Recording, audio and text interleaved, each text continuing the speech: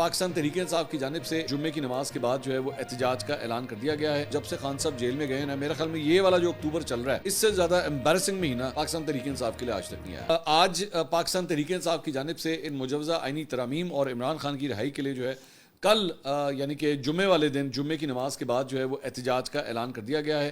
اور علی امین گنڈا پور کی جانب سے جو ہے وہ ایک ویڈیو پیغام جاری کیا گیا اور اس میں کہا گیا کہ جناب کل جمعے کی نماز کے بعد مختلف شہروں کے اندر جہاں جہاں پہ پاکستان تحریک انصاف موجود ہے وہاں پہ یہ احتجاج کیا جائے. ماضی کے اندر جب اس قسم کی کالیں دی گئی ہیں کہ جناب اپنے اپنے شہروں میں خود ہی سارا کچھ کریں, تو اس کے پاکستان تحریک انصاف کے لیے کوئی زیادہ حوصلہ افزا نتائج جو ہیں وہ سامنے نہیں آئے ہیں.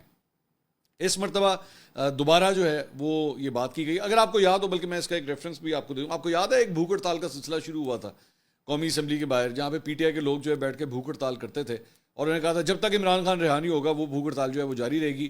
وہ بھوک ختم ہو گئی, لوگوں نے روٹی چوٹی کھا لی اور بھوک ہڑتال بھی ختم ہو گئی. تو وہ صرف کہنے سننے کی باتیں تھیں. میں وہ اسی لیے کہتا ہوں نا کہ بڑھ کے مارنا, نعرے مارنا ایک اور چیز ہوتی ہے, پریکٹیکلی ایکچولی اسے کچھ کر کے دکھانا جو ہے it is totally a different ball game. تو اب انہوں نے یہ اعلان کیا ہے کہ جناب ہم جو ہے وہ اس کے اوپر دوبارہ اب احتجاج کریں گے.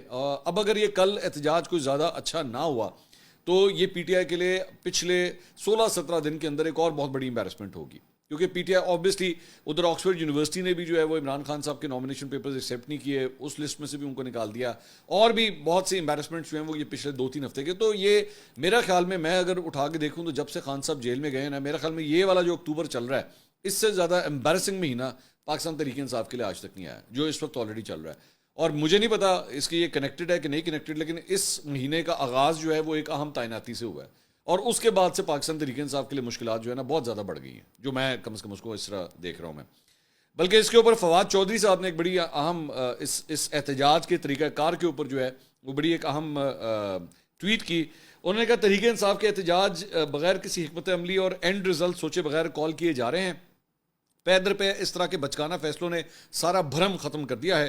اس کے باوجود کہ تحریک انصاف ملک کی سب سے بڑی سیاسی قوت ہے, حکومت تحریک انصاف کو چیلنج نہیں سمجھتی. جس کو چاہتے ہیں اٹھا لیتے ہیں, جس کو چاہتے ہیں جیل میں ڈالتے ہیں یا وہ مسنگ پرسن بن جاتا ہے. سوشل میڈیا کے ٹرولز نہ خود کسی احتجاج میں آنا ہے اور نہ ہی باقی لیڈر خود آگے آنے کو تیار ہیں. اس میں ایک چیز انہوں نے چھوڑ دی, لونڈے لپاڑے جو پی ٹی آئی کے دم کے اوپر بیٹھ کے ان کی تعریفیں کر کے بیٹھ کے اتنے ڈالر کماتے ہیں. ان کو بھی چاہیے کہ جب آپ ایک پارٹی کے دم کے اوپر اتنا پیسہ کما رہے ہیں ان کے احتجاج میں تو شرکت کریں, جا کے ان کے لیے بینر تو پکڑیں, کم از کم ویڈیوز خالی بنانے سے کیا ہوتا ہے.